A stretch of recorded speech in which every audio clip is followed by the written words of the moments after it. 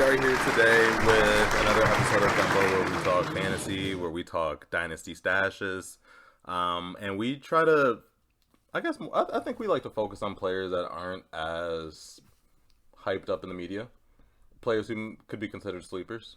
Yeah, man. I don't know. That's one of my biggest thing is, that's obviously the most rewarding thing in fantasy. I would say the top 3 have to be obviously winning your league. Number 2, finding the biggest sleeper of the year. And then 3rd, getting to that championship. Obviously, if you don't win, but you make it there. And especially if you have a league that pays you for making it, that always makes it that much sweeter. So obviously, these are all just experiences that you could have depending on what you have with your league. I recommend, just not to get off topic right away, but if you have a league, you definitely should be rewarding both people who make it to the championship. Yeah. I mean, I don't know what your thoughts are about that, but I mean... No, I agree with you. I don't know. I don't want to be in this, cookie cutter, everyone should be rewarded type of society that we're living in now. Yeah. But dude, if you have a successful season, I don't know. I think even getting second place in a 10-team league is pretty hard to do. Right. Well, I guess one thing that some people think about, what if you have, 2 teams, and let's say, the week before, someone's player, let's say they got hurt, maybe? Yeah, that, just got hurt. I'm trying to think of, just, a prominent person who would get hurt type, at the end of the season type thing. James Conner? Yeah, something like that. What if he, dislocates his shoulder and, championship weekend, he's not available? Mm-hmm. And so, what if, they kind of, what if those top 2 kind of collude a bit? And they're like, hey, yo, bro, if we just... you pick somebody up on waivers using your waiver priority or something? No, not like that, but they just collude internally. They message each other. They're like, hey, I can't play this person, but let's say they think they could win anyways. Yeah. They're like, bro, I will basically just let this week go. You can have the title, but we could split the money type thing. What if they had something like that?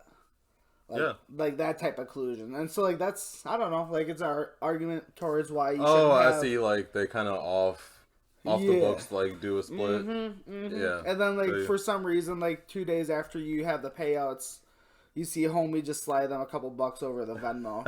It's some stuff. Venmo's a sick-ass place. Honestly, that's a sick-ass You ever just scroll through there Bro, I don't want to see that. I made mine private. Dude, I do a lot of mine on private as well, but sometimes when I go just to check out to make sure it hit.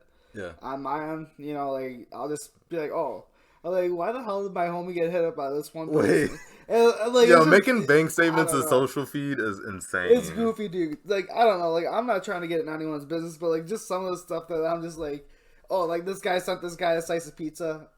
It was probably because they're higher. I don't know, I just like to think about the backstory behind it. The one thing about Venmo too is you can always see who won their fantasy league. That's facts. That's facts. The little medal. Yeah. Yeah, I never thought about that, dude. I guess I don't know. Wait. I guess you're commissioner. I've never been commissioner, so I never really realized it like that. Do you ever do you go through there and you throw second place medal on someone who get second? Well, mine's private, so it's not going to show up anywhere. That's fair. So I'm just second place, third place, first place, whatever.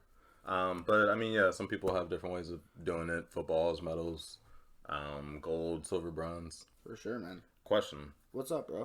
I have 3 potential rookies, or I guess these are going to be rookies coming in the next year's draft. I'm having trouble ranking them in terms of, I guess, where I would want to draft them. For sure. So I want to throw 3 names at you. Yeah, go ahead. Well, let me ask you this right away. What do you mean by draft them? Are you talking about drafting them in Dynasty? Are you talking about teams? I'm sorry. I'm talking about drafting them. Draft, I want them on my Dynasty team. Sure. So okay. Our Dynasty League drafts, I believe, in May. Yeah. So that's after the NFL draft. They get some time to, get adjusted to the team, sign contracts, make sure there's no disputes. And May comes around and we hold our rookie draft for the year. And so I'm not super familiar. If you guys know me, I don't watch a ton of college football. So one thing that I have a lot of trouble with is studying up and finding out who the good rookies are, who the bad ones are. Yeah, man, and you know, with our draft 94 days away, or 93 hours, or 93 days, 21 hours, 53 minutes if we are counting down. You know, that's when this is being filmed or recorded. But you know, so I'm here to kind of guide you towards how to not really flop this. So the three that Jahia wanted to reference to, can you name those off for me? Got you. Well, the first one's Drake London. Sure. Okay, well, you know, I really do like this guy's upside. I think if you're looking as far as where he should be drafted in dynasty leagues, it really depends on where he gets drafted, or like as far as which team he goes to, because that's going to depend on his upside. It's going to depend on, you know. What do you? Or I'm sorry, I don't mean to cut you off. No, go ahead. What's your question? Because I'm super torn on Drake London. Yeah. He has a lot of hype because he went to a big program. I know he played alongside Amon-Ra. And, you know, he had the injury last year. But from what I watch on tape and from what I see, he gives me, like, Michael Pittman vibes. Sure. And, I mean, that's kind of a good comparison. I would say Michael Pittman and him have, you know, good... Honestly, if you look at them, they kind of do look the same. I mean, I think Michael Pittman was 6'4" and like 225, whatever. Yep. Drake London, he's 6'5", and I don't know. I think he's a little scrawnier. But, you know, maybe once he gets to the NFL, he gets into that, the professional weight room area setting. I mean, obviously, he probably had the same training staff that they have at When you go to USC? Yeah, USC, where he, you know, they probably have the same exact type of weight room setting programs. It's professional. It's well put together. Yeah. They got programs and trainers. Right. So I think, you know, I think him merging into an NFL, I don't think there's going to be a lot of, like, shock factor. And so I think he's just going to get to business right away. And so that's kind of why I like him.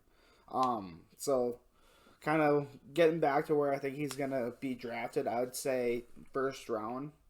I think he could be a first round talent. Would you draft him in the first round? Yeah, I would. Depending on where I am. I mean, I don't think.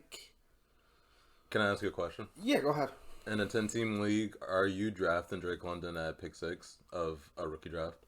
I mean, depending on where the other top wide receivers are landing, and kind of the best thing about fantasy is a lot of it has to be off of feeling. I mean, it really does. You have to have a feeling about a guy. I have a feeling about this guy. So if I would say,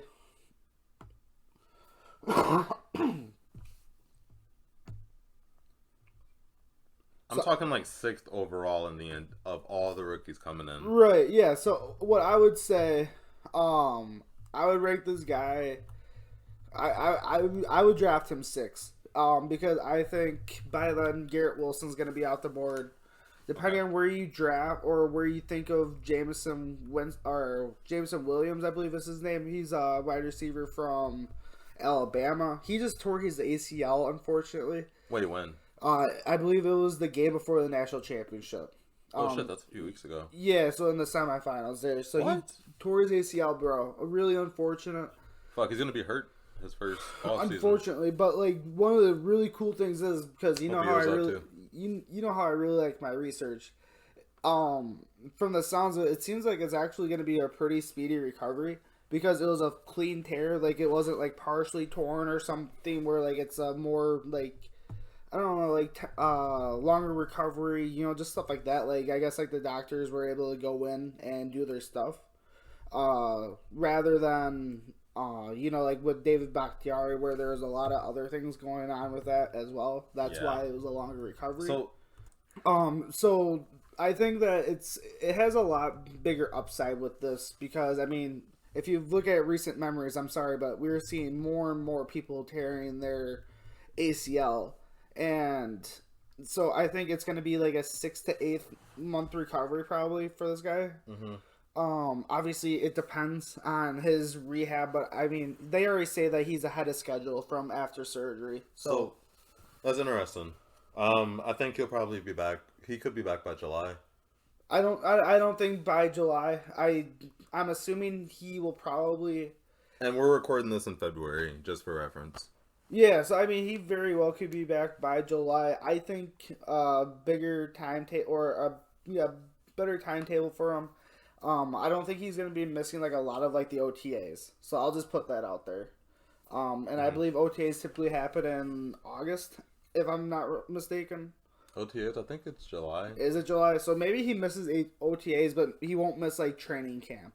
So let's just go with that. So maybe he misses those mandatory OTAs that the rookies are supposed to do, unfortunately, but he will be there. He'll probably be running around and doing all that stuff. He just probably won't be full pads. Because like I said, he is ahead of recovery. Okay. At least from what I last heard. So, you know, depending on where you feel with that, I think Jameson Williams, I think he could be ranked above Drake London, depending on where he lands. Just because I don't know, I just think he's a more versatile wide receiver. Profile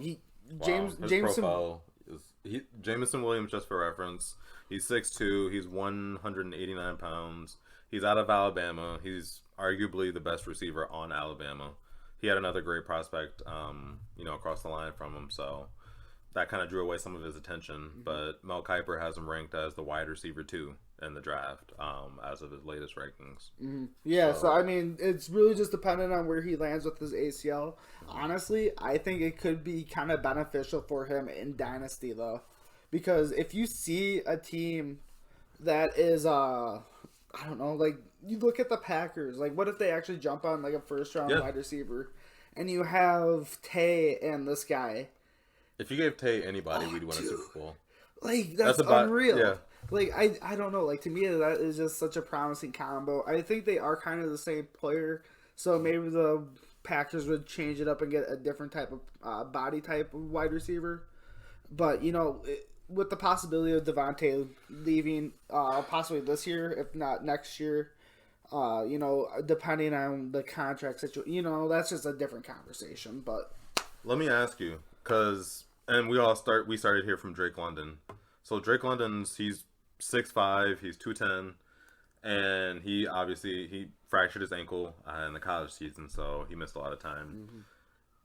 His comp at his ceiling is essentially like, with him being so big, is probably Mike Evans. Oh, absolutely. That's not a bad that's not a bad comparison at all. I think Mike Evans may be a little quicker. Yeah, I think so too. That could obviously be true, but I mean, we've only seen Drake London in a college aspect, so I don't know, man. Like, I feel like a lot of people, especially a lot of rookies, if they come into the NFL hot and if they come in ready to work, they can definitely make that jump, and I think Drake London is able to do that. I'm not big into the Drake London train. No?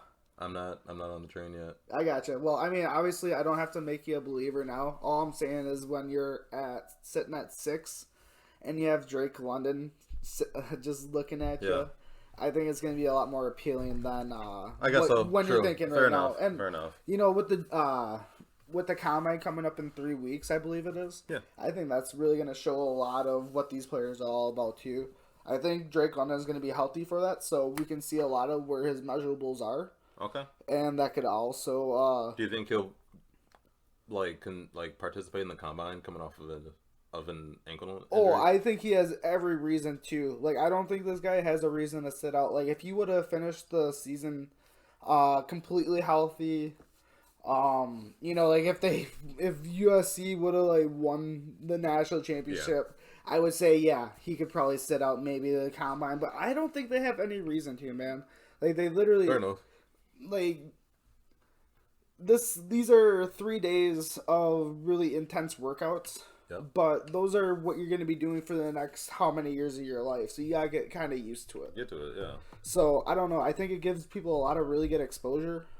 I think it can obviously show what you are about. So, I mean, if you're confident in your abilities... It could help his stock a lot. Exactly. I definitely think it could, because right now he really is chilling at, the end of the first round. He's probably lost some weight, too, from, just being hurt and stuff. I don't know about that, because a lot of players, when they hurt their ankle, what do they go do?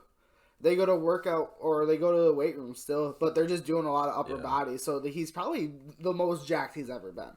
True. Honestly, like if he has a good work habit, which I mean, I'm assuming he does. I mean, USC lets a lot of people go there, but I guess we don't know also if he even needs to gain weight for the season. Like he's Right. also 6'5". yeah, so. he's a huge body. I don't know. I don't think you can ever get really too big once you're 6'5". I think probably like you're destined to be a physical type of receiver at that point. The best thing he can do is do that and try to probably honestly I'm sorry. You have 210 on there. He definitely needs to gain some weight. Yeah, at 6'5". That's what I'm saying. Yeah, But this would be hypothetically a good time to run to 40 though. Right, absolutely. I mean, but I think even if you do bulk up, I think you can't get slower. Like obviously you can, like you physically can, but I don't think he should try to do that. Like obviously, that's obviously gonna hurt him. So he's gonna have to find that middle point. But I think if he got to like a 220, I think that would be probably that happy medium for him. Fair enough. So where do you put him compared to Jalen Tolbert? That's a really good. So that's lead. my number 2 guy, is Jalen Tolbert. That's a really good lead. I really like Jalen Tolbert because I don't know, like he gives me really exciting vibes. He can take the ball down the field by himself if he wants to because he has that potential breakaway speed. I haven't really seen his 40 numbers or anything like that to kind of gauge where he is like that. But I think Jalen Tolbert is a very exciting wide receiver. He's, I believe, the number 43 overall in the draft, prospect in the draft here, as it stands after the Senior Bowl. Yeah, if you don't know, Jalen Tolbert is another rookie coming into the draft. He went to South Alabama. He's 6'3", 190. He is one of those guys to where the 40 and the combine and bench press and all that kind of stuff is really going to be his make or break because he did go to a small school. I think he's about like 6'1", 6'3", or 6'3", so he's taller. He's probably going to be able to have a higher catch point than a lot of DBs in the NFL. Definitely. And that's going to work to his advantage.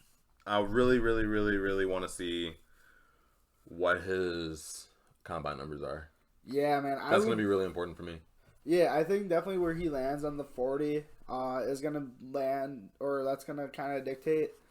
But, I think he is a shiftier wide receiver, so when he gets to the cones, I think that's going to kind of come to his benefit, because when we were watching film on him, when he was coming out of those screens and stuff, like, it was just got the ball and gone. He had juice.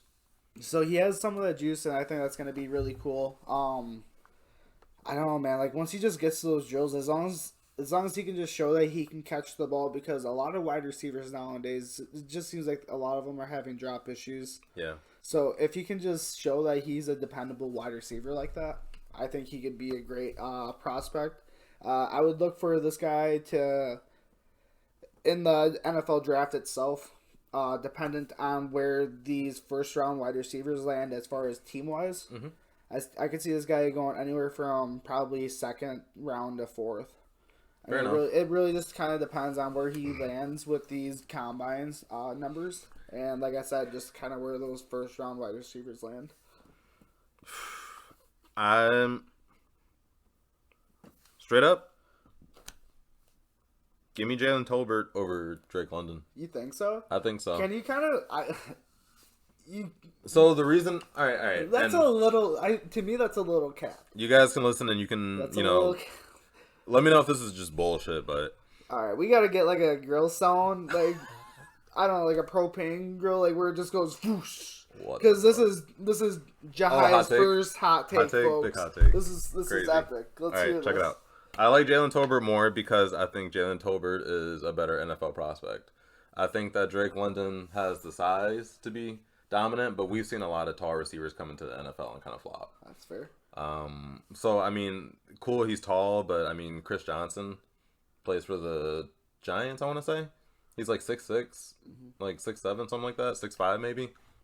I don't know what's going to happen with that, but it's not looking great. Right. Colin Johnson, that's what I'm talking about. Yes. Yep. I think that Jalen Tolbert has the ability to come out of his cuts. He runs crispier routes.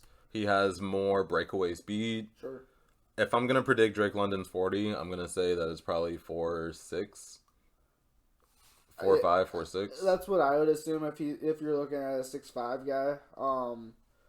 But I mean, obviously that could be stereotypical as well because Drake London. He didn't look like he definitely wasn't Brandon Cooks. He at least according to NFLDraftBuzz.com and a couple other reputable sites, they have him clocked anywhere between 4.48 to 4.46 actually. For Drake London? Yeah, for Drake London. So that's actually changed. That's mind changing. I mean, if he can get to that top end speed, and I kind of coming off of an injury too. He is coming off of an ankle injury, but I mean, if he can just have the mental fortitude to get over like that happening and just realizing that was a freak injury, hey, like let's just go out there and let's be crispy. Let's go be great. You know, like let's don't hold us back. Let's have a great rehab. You know, I don't know. I think there's a lot of promise. I don't love USC wide receivers, but Amara, he kind of changed my mind this year. So I don't know. I don't know. Like I think it's kind of promising. Let's see what happens. Let's see where he lands. I think wherever he lands, though, I think he's going to be a 2 or a 3. So I don't think he's going to be stuck behind a lot of people. Where do you think he ranks as far as a fantasy football wide receiver? Like if you draft him, Jalen Tolbert. Because you could maybe. Are you talking Jalen? I was talking about Drake London. I think Drake London in that situation. Potentially, I guess in terms of fantasy at least, I see Drake London being boomer bust wide receiver 1. Like that's the kind of draft you'd have to give up wide receiver 1 draft capital to get him in the rookie draft. Yeah, I think you could get Jalen Tolbert a little bit later. Yes. So yes. And I think that his ceiling potentially could be higher. Correct. I'm talking out of my ass because obviously I didn't watch them play every single game in college. Well, so I'm going off of highlights and what I've seen and clips. Yeah, so the reason why I'm not super, super high on Jalen Tolbert, I am really excited about him. I think he's going to be a great wide receiver. I just don't know how many years that's going to take to bloom because number one reason, I look at the conference that he was playing at. It was in the Sun Belt. I don't want to conference shame anyone because obviously anyone can come in and be great in the NFL if they have the will to. But I just think a lot of those highlights that we saw, like a lot of them were like missed tackles and just like misplacements by the defense. No doubt. And so I think once he gets to the NFL, I just don't think those are going to happen as often. Yeah. And so I think with that being said, with the highlights that we saw Drake London do, I mean, if you look at the D-backs that have came out of the Pac-12 in the last few years, I mean, a lot of them are in the NFL. So just compared to what he was playing with, compared to Jalen Tolbert, who's coming out of South Alabama, I just think those are two kind of different playing fields. They're all playing college football, which is great, and they all get the opportunity to go to this combine, which can speak numbers. So hopefully they can like play at the same speed. And if they can adjust to the same speed as the NFL, I think both of them can be really, really good receivers. I just think the draft capital, you got to spend a 1 to get London, I think, this year. And I think with Jalen Tolbert, as far as a dynasty draft for rookies, you could probably get him anywhere between low 2. Oh, my dude. He is amazing. Or I could see him possibly getting to a 3rd. I don't know, bro. I just think there's a lot of really talented wide receivers. I mean, we haven't even touched on, like, David Bell, who you haven't even heard about yet, or all these other wide receivers. I think he's a really good prospect, and that's why I wanted to highlight him, or that's why I think he's a really good person to highlight. Jalen Tolbert is amazing. Yeah, he has some really good skills. I think he's like Calvin Ridley almost. Go off, superstar. Okay, you want to call him Calvin Ridley? Damn near, bro. I mean, nobody runs routes like Calvin Ridley, but the way he just moves in and out of cuts, like he's so fast coming out of a cut that he breaks away from you regardless of how well you press him. Yeah, dude. But like one thing that he just accelerates really well. Yeah. He runs crispy ass routes and he has good hands. He sure does. Like my man catches anything within like 3 feet. Yeah. No drops. He has D-hop hands. Yeah, he really does have probably some D-Hop hands. I mean, what did he have this year? I think on the stat line he had 81 catches, 1,400 88. yards. Yeah. Like he's a stat monster. See, the only reason I'm sorry, I don't want to go. cut you off, but he went to South Alabama, so I don't even know where South Alabama is as a university. I couldn't tell you the city. I'd never seen a game, so he didn't get as much recognition as like a David Bell or Drake London. Drake London, Jameson Williams, Garrett Wilson. Yeah, so just watching his tape, man, he is good, and he's gonna be a steal, and he's probably not gonna cost you first round capital in a dynasty draft. Yeah, so unless you have someone who's extremely high on him, like I guess we're gonna have Jahia super high on him in our draft this year. So I don't have a first rounder though. I have a second rounder. Right, and so if we play in a 10-team. So if I'm in your situation, when's your second round pick? My second round, I think I have pick 13. Pick 13. So that's number 3. 11, 12. Or no, I think I have 12. I would probably spend a 12 on this guy potentially. Yeah. I mean, like if you're high on him, and I think, like I said, let's wait for the combine. Let's look at the measurables. I think that's gonna speak some volume. Yeah, that's a guy I'm definitely gonna target. The last person I was gonna talk about was Damien Pierce. He's a running back coming out of Florida. He gives me like Michael Carter vibes. That's fair. I think you're probably just calling Michael Carter vibes because there's no one else you could really compare him to. I feel like you just don't know running backs at this point, Jahia. That's not fair. I would say this guy, Arian Foster. That's interesting. I could call him probably an Arian Foster. At a ceiling, he could be Arian Foster. I could see that, man. Shifty, really good pass catch. He's a really good pass catcher. Yeah. So one of the reasons why I'm kind of upset that you don't know this guy is because I think he had probably the iciest run of the year. It was unreal. It was against Florida State University. If you haven't heard of it or if you haven't seen it yourself, I recommend just looking up on YouTube. Damien Pierce, of Florida or against Florida State. We're gonna watch it here quick. I really want to see Jahia's live take, so let's watch this quick.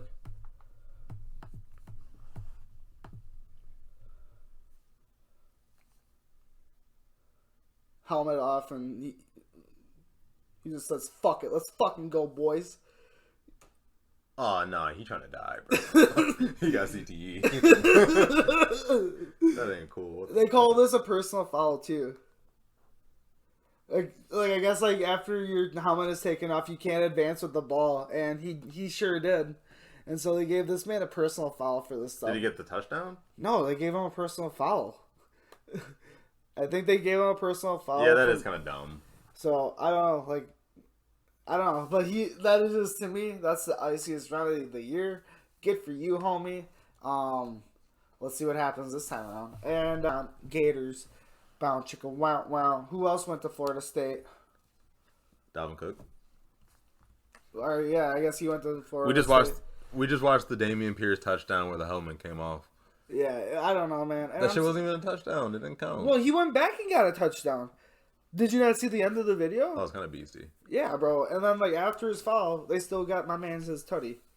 My man's icy, bro. This man is a touchdown machine. I would say Arian Foster vibes, not a bad, not a bad comparison. If you're on YouTube, look up Florida Gators Damien Pierce number 27. It's a video by user OJ Will. It has like 2,500 views. It's like a minute long. It's geek. Yeah, it's a great video. But man, I just think he definitely could be someone that you could take, and like honestly, man, I don't even know if you have to draft a guy. You could possibly be a sleeper on this cat.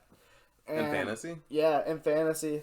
Yeah, I could see this guy like fall into like a 5th or a 6th round, possibly. Depending on where his measurables are, because you know how running backs are in the NFL. A lot of people don't go off of the measurables. No, they go by how they're gonna fit in schemes, and I do think that this guy is a great scheme fit wherever he goes. I just think the draft this year is just so saturated. There's a lot of good, like, non-quarterbacks this year in the draft. Yeah, if you're anything but a utility quarterback, players, you're great. Yeah, man. So I think Damien Pierce, number 27 for the Gators, definitely could be a sleeper that we see. Maybe not like really hit this year in the NFL, but like, hey, once there's a bunch of injuries and once this person does get towards like like the 2 or the 1 back, I definitely think that this guy is someone you need to have on your lineup. I think he has a lot of boom potential for sure. Honestly, and riddle me this, I guess. Off of rookie draft prospects, off of college players, talking about current players now in the NFL, I know we had a lot of it. I don't know if I want to call them anomalies. Jamarr Chase coming in and doing as well as he did was insane. Yeah, man. It's honestly, it's poetry. Yeah. Because when you see the success that they had at LSU, and then the way that they just brought it back together, it's really just poetry in motion. Mm-hmm. I love it. I'm so happy that he is as successful as he is. To me, that is amazing. I mean, I think that's only going to lead to more success in the future, especially with him having T. Higgins, who kind of blew up this year a little more too. Like, we don't talk about how T. Higgins had over 1,000 yards this year, but he did. So, like, get used to that name being out there a little more. If you don't have T. Higgs like I do have T. Higgs. You should go try to get him, for sure. I think he's a dynamic wide receiver that's going to be popping off this next year as well. Look at those two being just a dynamic duo for years to come.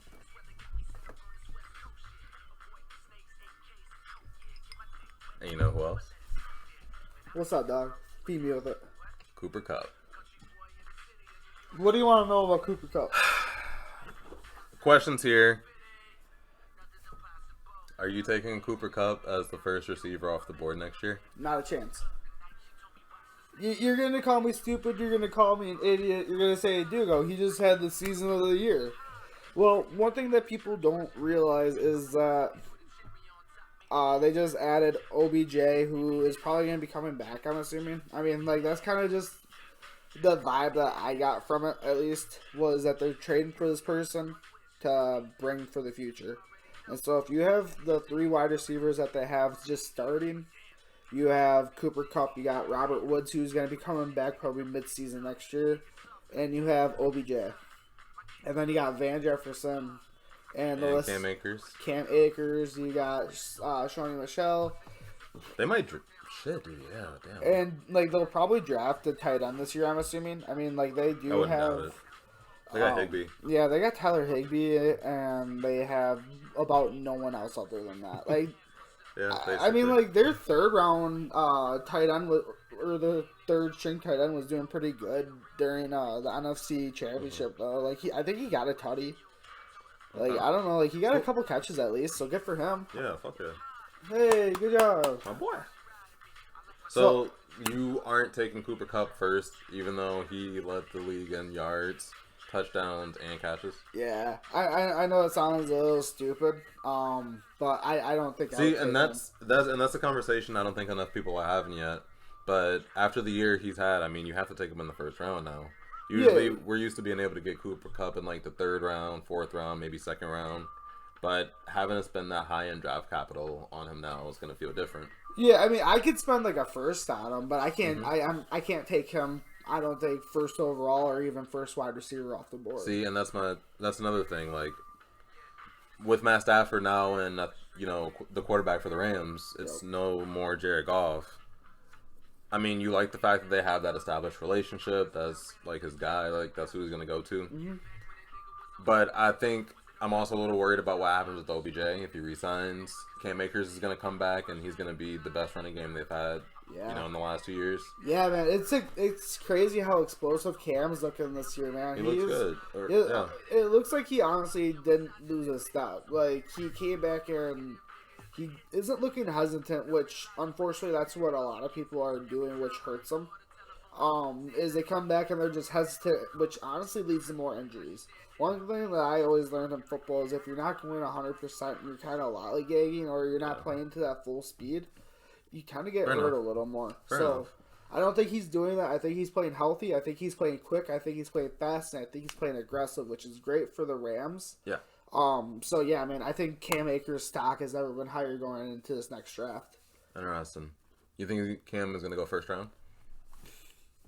Potentially, man. In a 12 team?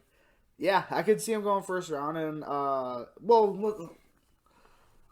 don't know Darrell Henderson's contract, and I don't know Sonny Michel's contract. Okay. So depending on where those are, I could definitely see him going in the first, though, just because of how effective they've just been looking with him. I mean, when he's on the field, he's getting yards.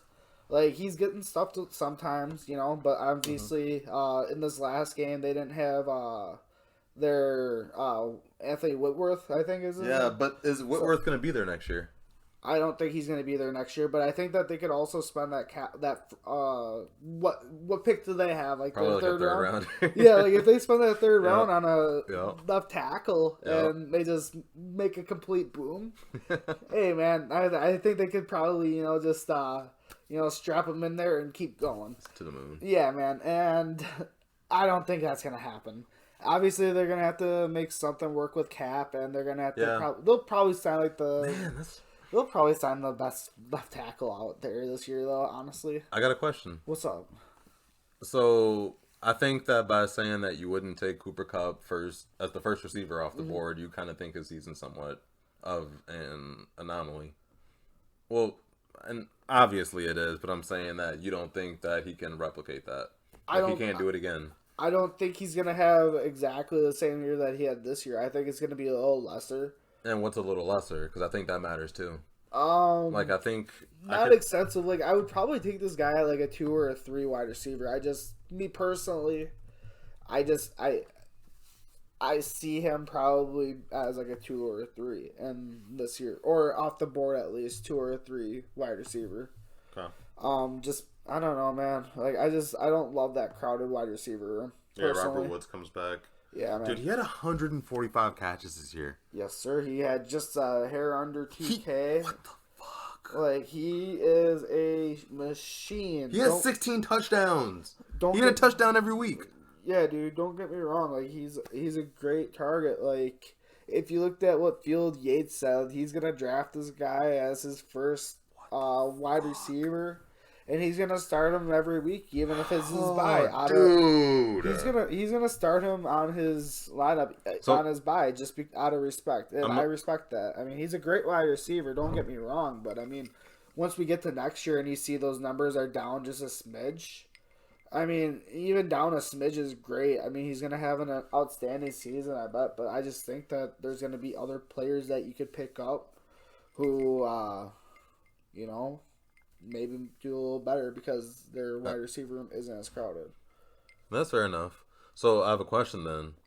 If you have Cooper Kupp in a Dynasty League, do you have to sell him this offseason? No. I don't think there's going to be a huge fall off or anything like that. I mean, he's still, he's like 28, 29? He's going to be 29 next season. Yeah, so I don't think he's really that much at the tail end of his career. I think he's taking care of his body. He hasn't taken any, outstanding hits, I don't think. So I think his stock can only go up and up. I just don't think that production is going to be the same.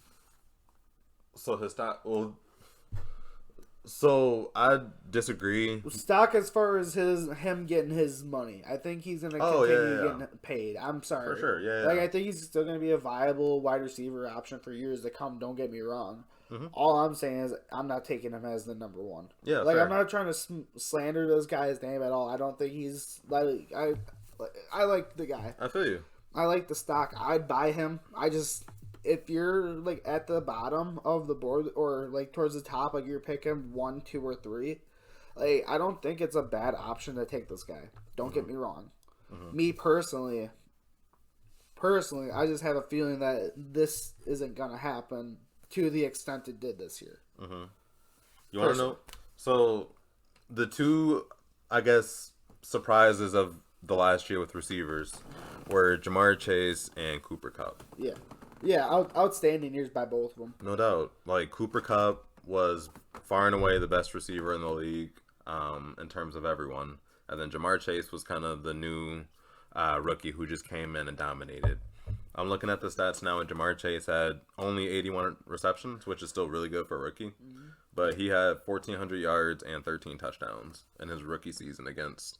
It's his first year against NFL DBs, basically. Yeah. First year against NFL DBs, and if you guys remember the beginning of the year, they were saying that he couldn't catch a ball. Guy couldn't catch the ball. That's insane. I don't know, man. Like, I'm happy for the guy. Like, I'm happy that he's able to get his demons out of the way, whatever it was in the beginning of the year. I think the media misconstrued a lot of what he said too. Probably. So I don't want to put that on him. Oh man. But he had an incredible season, and when I watched Jamarr Chase play, he can beat any DB. Mm-hmm. Like, him against Jalen Ramsey is going to be a really good, game to watch, especially with everything on the line. Oh, absolutely. Yeah, it's honestly like a little sideshow towards the movie itself. Mm-hmm. I mean, it's watching those two go at it for how many quarters. I mean, I don't think he's going to be shadowed on him. That's typically not what the Rams do. Mm-hmm. So, obviously, just look for Jalen Ramsey just to close down one side of the field. But I think I think Jamarr is definitely going to get at least one touchdown this game. Don't get me wrong. Super Bowl, yeah. I can see that. I mean, yeah, he's bound for 100 yards damn near every game with a tutty. Yeah. What are your thoughts on, like Von Miller being back in the Super Bowl, dude? Like, that's kind of huge. Good shit. Like, I don't know. Like, what do you think, like, that presence for the Rams is going to, like, take? Because... Well, they were in the Super Bowl 2 years ago. Yeah, man. And, like, the crazy thing about all this is like, we have... probably the best defensive line in the league going against, like, a top 20 offensive line. Yeah. Like, I think that's just going to be such a for sure overwhelming matchup. I think the Bengals are just going to run the ball a lot. I mean, you could definitely do that, and then if you surprise them with the over-the-top passes and stuff like that, or, like, if you just had them on slants off of... No, I mean... like... quick play actions or something. I don't know. Obviously, the Bengals are going to make it work. I think that if you're the Bengals, like, and you know that you're playing Aaron Donald, you just run out, you hit him in the mouth, you run the ball. Mm-hmm. Like, you kind of wear down their defense, mm-hmm. get them tired out for the end of the game. For sure. And then you kind of just hope that your offense can peak at the right time and, bring you home, so... Yeah. I'm really interested to see what Jamarr Chase does next year. I don't think I'm taking Cooper Kupp as the first receiver off the board either. I feel you. Like, he had 1,900 yards this year, 16 touchdowns. Mm-hmm. He had 145 catches. That's insane. Mm-hmm. But I think that I would probably draft Jamarr Chase over Cooper Kupp next year. That's fair. Yeah, that's pretty cool. I mean, like, are you talking in redraft or... In redraft. Obviously, yeah. What am I talking about? For sure, like, either of those two going to be available? No. So, yeah, obviously, redraft, I would probably take Jamarr. I would say so, yeah. Give me Jamar's value. What do you mean? Like, where... Because I don't think that he's going to... Like, he's going to be a hot prospect. He's going to be somebody that everybody tries to get on their team. Yeah. But you don't have to spend the 4th pick overall to get him. Jamarr? Yeah. I could see him sneaking down there. I could see that. Personally, I mean, where did you see, like, Devontae going this year? I'd assume Devontae would probably be ahead of him. Tyreek would probably be ahead of him. Don't get me wrong, but I think Jamarr takes Tyreek's spot this year as, like, the number 2 wide receiver off the board. Yeah, he could. He definitely could. I don't know. Or, like, he could be 3-2. I don't know. Like, depending on where Tay goes, if he stays with Pack, I bet Tay goes in the 1. Jamarr Chase is going to be the most interesting prospect going into next year. Yeah, I would probably... My top 3 wide receivers off the board right now, I would probably say Tay, Cooper Kupp, and then I'd throw Jamarr Chase in there. Okay. But quick, I want to just throw you a couple questions. Hopefully you can kind of dabble at them quick. Can you kind of tell me where Devin Singletary ranks next year among fantasy running backs? Can you kind of show me what his outlook's looking like for redraft? And then if you could, I mean, Let's say some leagues have him in free agency. Is he someone worth adding? Where do you see his outlook? Devin Singletary is probably one of the most. God damn, I got some good ones today. Devin Singletary.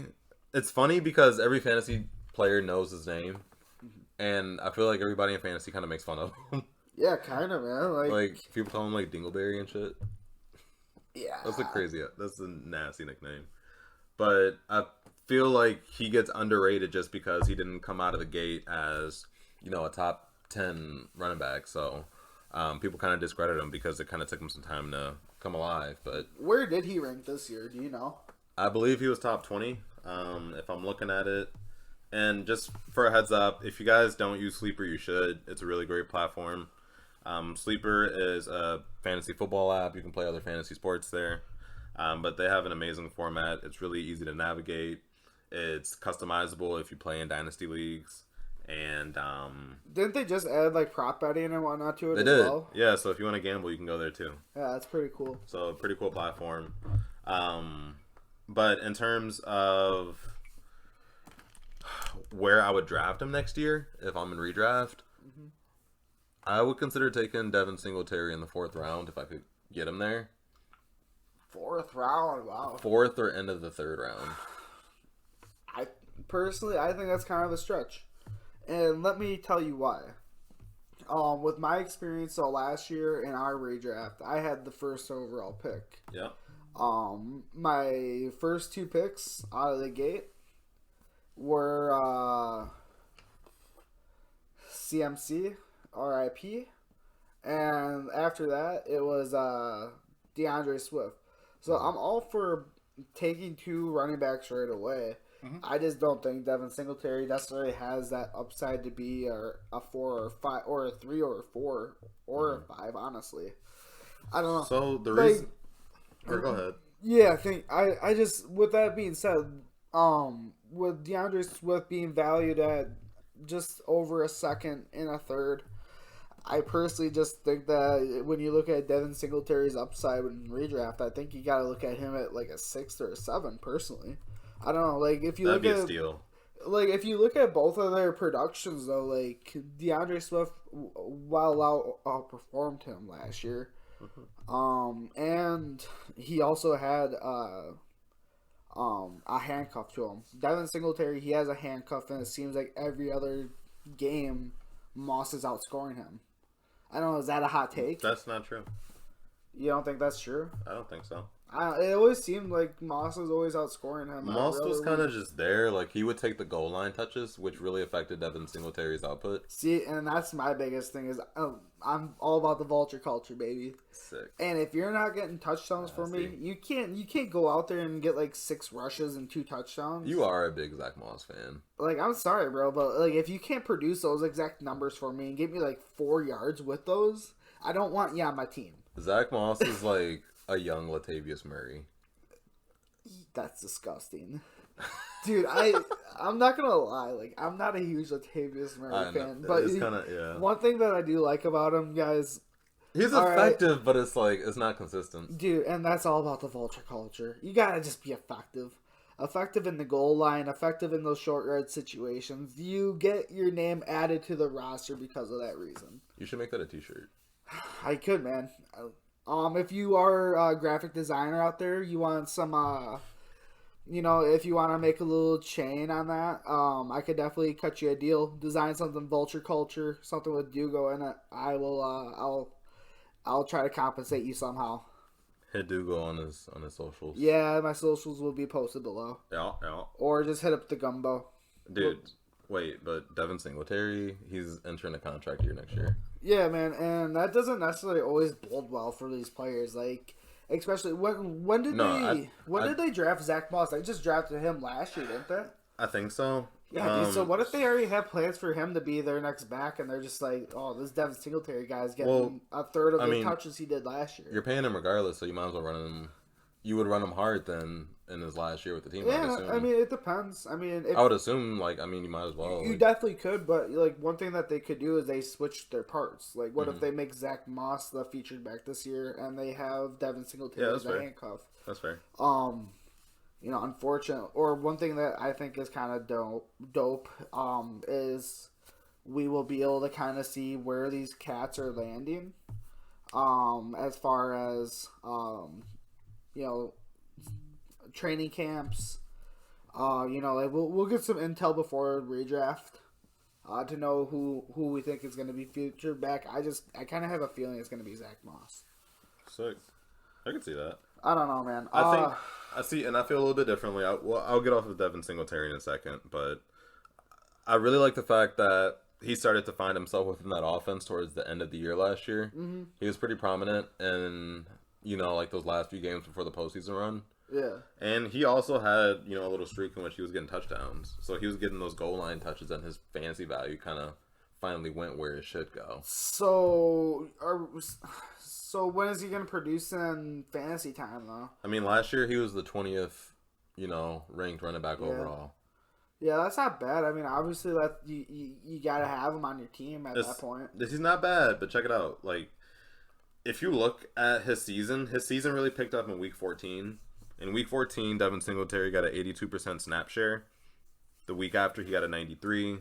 The week after, he had about a 70. Week after, he had about an 80. So he really started to get more involved into the offense. He would sporadically have like a 70% snap share game, like in week 9 against the Jaguars, or 70% against the Saints in week 12.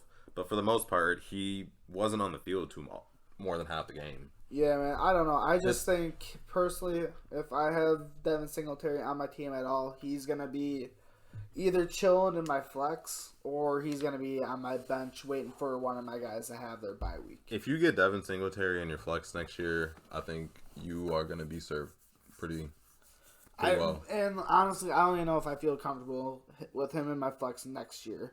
Like I said, I think Zach Moss is going to be that featured back. Wait for that to be confirmed by, anyone. I bet Josh Allen's probably going to announce it at training camp. They're going to be saying, fuck Devin Singletary, this guy's but really, this Zach Moss guy is where it's at. Damn. I don't know. Let me ask you another question quick. Another couple, okay. We like the sleepers around here. What you got for sleepers? What do you think about Cedrick Wilson and Mecole Hardman? Who would you rather have on your Dynasty team? And can you kind of project their outlooks for this upcoming season? All right. Or actually, don't do that, because I think both of them are on contract years. So let's wait for that stuff to kind of fizzle out. So who would you rather have on your team? That's hard. And that's a really good comparison, too. So Cedrick Wilson is probably going to be the wide receiver 3 on the Cowboys next year. He kind of stepped in when Michael Gallup went down. Mm-hmm. He's number 1 he wears the jersey number 1 on the Cowboys. And Mecole Hardman is the de facto wide receiver 2 on the Kansas City Chiefs. So, I mean, they both kind of play that supporting cast role. Mm-hmm. Neither of them are going to be primary options. To be honest, I don't know what the target share is going to look like for either of them. So my answer would lie within whoever is just getting on the field more often. That's fair. I've noticed the Chiefs kind of started to phase Mecole Hardman in and out. It definitely seemed like that, yeah. Especially like in this postseason. Yep. I think he had like 3 or 4 touchdowns on the. He had a good run in the postseason. Yeah, though. like he and that's the time to do it though. If you want to prove something to your team and your coach. Yeah, for sure. Especially like you said, if they are going on contract years and stuff, that's gonna lead into negotiations. Yeah. They're gonna be able to find the right fit for them. So I'm excited for that stuff. Yeah, I don't know. Personally, I would probably give me Cedrick Wilson. I would say Cedrick Wilson. I would say so as well. Yeah. I don't know. Depends on where Mecole lands. I mean, can you look that up for me? Like, is he still gonna be on the Chiefs next year, or is he gonna, I think so. He was drafted in 2018. But in which round? Because I think it depends on if it's a 3 or a 4 year deal. I think Mecole is actually like a 2nd or a 3rd. Okay. Let's assume that he is going into contract negotiations this year then. Mm-hmm. I think he probably. I think Mecole Hardman definitely could be ahead of Cedrick Wilson, honestly. We think so? I think so, depending on where he lands this offseason. I mean, if he's still on the Chiefs, dude, and we keep seeing this production that we saw in the playoffs, I don't know, bro. To me, that's my wide receiver too. I mean, if he keeps doing that type of stuff. Yeah, that offense, all the opportunity in the world, and both those guys, and Tyreek Hill and Travis, are getting older. Yeah, man. I see a lot of potential with that, especially in Dynasty, man. Like he is still young. I think Trav's one of the best tight ends I've ever seen in my life. Yeah. He might have another year or two in him. I think he has a little bit more than that. More than 2 years? Yeah. You think so? Yeah, personally. I don't know, man. I think tight ends are staying longer and longer. I mean, a lot of people are staying longer and longer. They just aren't taking the hits or taking care of their bodies. You can't tell me that the best tight end in the league isn't taking care of his body. No doubt. So, I don't know. Depending on where his will to play is. I mean, I know that him and his brother both really didn't come from much. So, I think that both of them are going to want to make as much money as they can. I don't think that. I personally do think that. I think I saw like a little special on it where like both these guys, like Jason Kelly and Travis, like both of them weren't like in great situations. And yeah, like I don't know. Like, I mean, I think that's the case for a lot of people, but I don't think Kelsey's in for the money anymore. Like, he has enough in endorsements and all that other kind of well, stuff. Well, it's true, dude. But I mean, like, if you can continue to make and generate generational wealth, for sure, yeah. I mean, and if your body can take, and if you have the will to, I mean, that's what it's all about. Like, if he's out of it mentally, I don't think he needs to play, and he won't play. Yeah. But I'm saying if he has the will to, he's gonna go out there and he's gonna make a bunch of money still. And he loves the game too. Yeah. He got drafted in 2013. Yeah, so that's he's 32. Years. That's 9 years. Yeah, okay, 32. So you think he's gonna be 3 or 4 years probably? I don't know, dude. You look at Mercedes Lewis. Mercedes Lewis, obviously a different type of tight end, but I mean. Yeah, Greg Olsen and Jimmy Graham make a case too. Yeah, man. I don't know. I wouldn't knock it out myself. I personally think this guy could do it. Man. Give him 4 more years. 4 more years. That's crazy. Personally, I don't know. Why not? Yeah, true.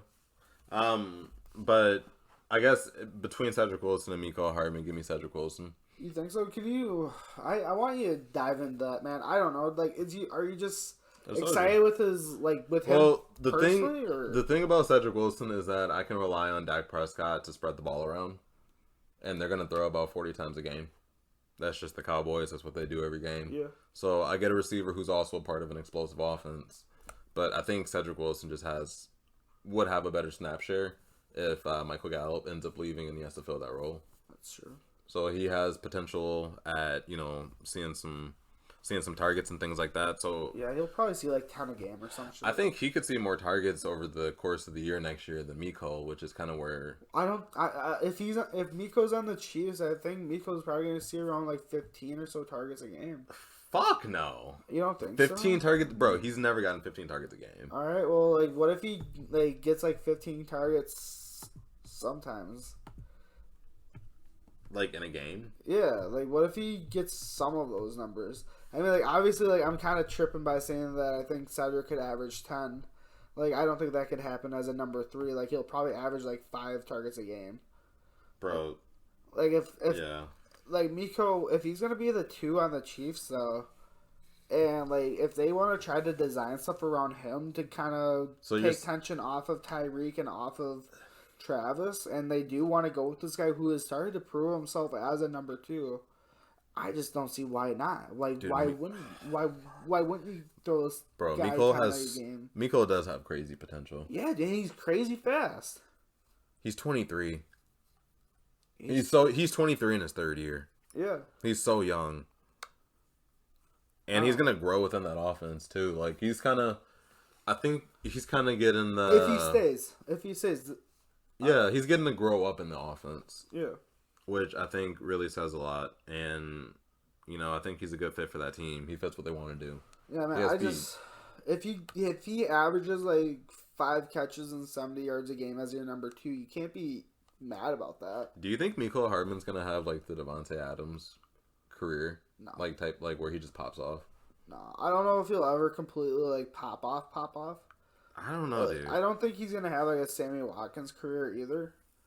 Where like he pops off for one season and just is I just feel non-existent. like if he just locked in for a season, and if he just started getting more, like a couple more targets or catching a couple more passes, I think that just with his ability, like he's so fucking fast, bro. Like he's the second or third fastest person in the league, if not the fastest. That's fair. I mean, the only thing that takes me away from him not being like Devontae or being as dynamic as Devontae. I mean, obviously you can make the case for Tyreek, but I think Tyreek has obviously that crazy speed. I don't think Mecole has exactly that same speed that Tyreek has. But Devontae, he made his money by being more of like a shiftier route runner, physical receiver, I would say. Yeah. Tyreek, he made it by just running past everyone. I don't think Mecole can run past just everyone, and I think he can. Well, I think if you throw it past everyone, I just don't think he has the hands. Well, I don't think he has the hands, and I think if you start to crowd over, like if you have like a safety over top that you just don't let over top, balls go over you. I think then, that takes a case of you're taking away Mecole Hardman. I mean, if you keep throwing in the flats and stuff like that, like he might break one. But like typically you're gonna have linebackers, you're gonna have safeties, you're gonna have help. Yeah. So I don't know. Like I don't know, man. And especially if you don't think he's gonna see the target share that Devontae has. I don't see him being a one. I don't see him being that dynamic. All right, and then I guess we could just move on to the last person I want to talk about for the day. I know there's been a lot going on in the news with Alvin Kamara. Alvin Kamara got in trouble at a Vegas. I don't know if it was a nightclub, it was a hotel. It was somewhere with an elevator. Some shit went down. They got into a fight. Some guy got beat up pretty badly. He has a fractured eye socket essentially, and he's going to be looking at more than likely a suspension. I don't know much about it. It's still pretty early in the case. Obviously, I'm going to go ahead and guess that violating the player's conduct policy during an NFL trip. Because I think the NFL pays for the Pro Bowl and they pay for their accommodations and shit. Oh, most likely. Yeah, if they're attending it, I'm assuming they're paying for all that stuff. It's all taken care of. Yeah, they aren't going to have the players doing that. So that technically happened at a work event. Yeah. I think the standard is 6 games, but I think just to prove a point, especially with the NFL having the Super Bowl out in Vegas in a couple years, they are probably going to stick them with a harsher suspension just to prove a point. Don't let a video come out at that. Yeah, exactly. I mean... Then you got public pressure, too. Right, man. Yeah, it's kind of a tricky situation, which obviously there's a lot going on with the Saints right now. They just got a new head coach. Yeah. They are up in the air with their quarterback, and now their number one target and number one weapon in their offense is now most likely probably going to be suspended for, I'm assuming, 6 weeks. Probably half the season. Yeah. Kamara's going to miss half the season. Yeah, so I guess my biggest question for you, Jahia, with that downtime that Kamara is going to be seeing, who should people be turning to having their fantasy lineups to, supplement some of that lost points that they have with their Kamara owners? Tony Jones, and tell me who that is, because I didn't really know who this guy was until a couple weeks ago. Yeah, so the Saints have 2 backs, I think. They have Mark Ingram there, and they have Tony Jones. So Mark Ingram, that's actually that's a lot closer than I think. I think Mark Ingram actually could end up starting a lot of the games, depending on what the new scheme is going to be with the coach. That's fair. Is Dennis Allen the new coach for the Saints? Yeah. Dennis Allen got the promotion there. So congratulations, Dennis Allen, if you're listening. Congratulations, sir. For sure. Yeah, man. I don't know. I see Tony Jones as a viable option. I mean, we were watching tape on him earlier, and it was against the Packers from week 1 this year.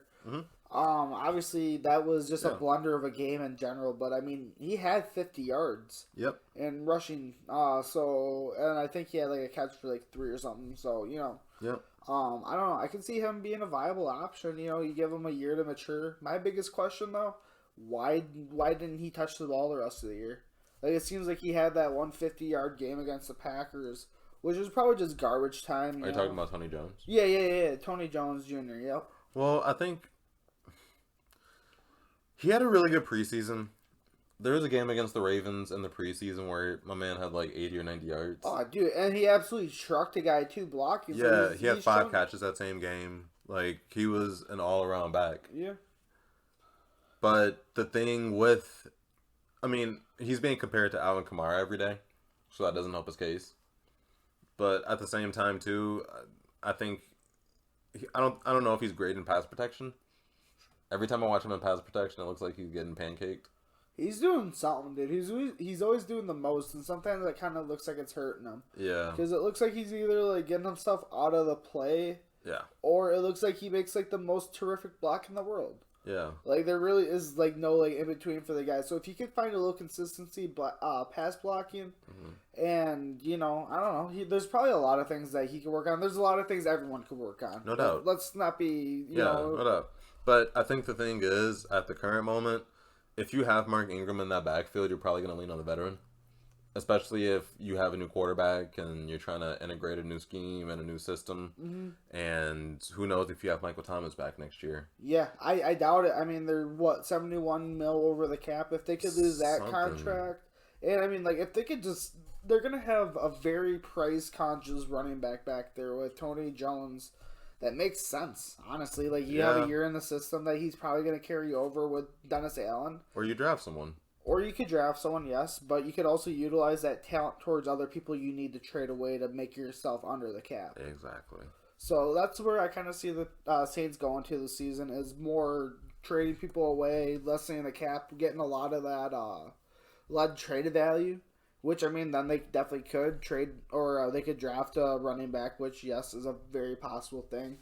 Do you want... I mean, You'll have someone in there that's been there for a year at least that knows the system. So I don't know. That's to say something. Do you want any Saints players on your fantasy team next year? No, I didn't want any on my team this year. Fair. Like I truthfully didn't. Like I wanted that stuff. I'm with you. I wanted nothing to do with that stuff. Yeah, I'm with you. Fair enough. I think Tony Jones is, if you have him on your team, you keep him around. You definitely wait to see what happens in training camp, see if he can make strides and potentially, walk into a starting role. Yeah, I don't. After the year. I don't see a situation where you drop the kid. If you still have him on your roster today, mm-hmm. I don't see you dropping him right now. I think his stock is going to be rising here. Mm-hmm. I mean, like you said, he had a great preseason last year. He had an extremely good game against the Packers. Like I said, 50 yards. Mm-hmm. So, I mean, doing that as a rookie, first week out there, obviously Packers didn't play up to snuff at all. But nonetheless, you're getting NFL reps, and that's all you can ask for. So I could see him kind of popping off. Fair enough. Would you want him as an RB1, RB2, flex, or a bench player? So right now, if you have him on your bench, that's probably the place for him. Yeah, just, chill with him there. Evaluate where he is in this preseason, where he's at in training camp. Enough. Yeah, I agree. Like, if he's looking hot out there, like, if it looks like Dennis Allen's going to name him the number one back, mm-hmm. obviously you should start him. Yeah. Like, if you have a starting running back and you're not starting him in your league, you're stupid, or you're unbelievably blessed with the talent that you have on your roster, because you obviously have a lot more depth than a lot of other people. So that's fair enough. I don't know. That's my one. That's my one take on that. Tony Jones, crazy. All right, guys. Thanks for tuning in. Let us know what you think in the comments below. Obviously, depending on the platform. Feel free to like, subscribe. Let us know how we're doing. My name is Jah. Yo, I'm Dugo as always. Let's get it. Happy fishing. Let me roll my drugs, let me do my thing. Let me feel that buzz, let me get my hug. What's your name?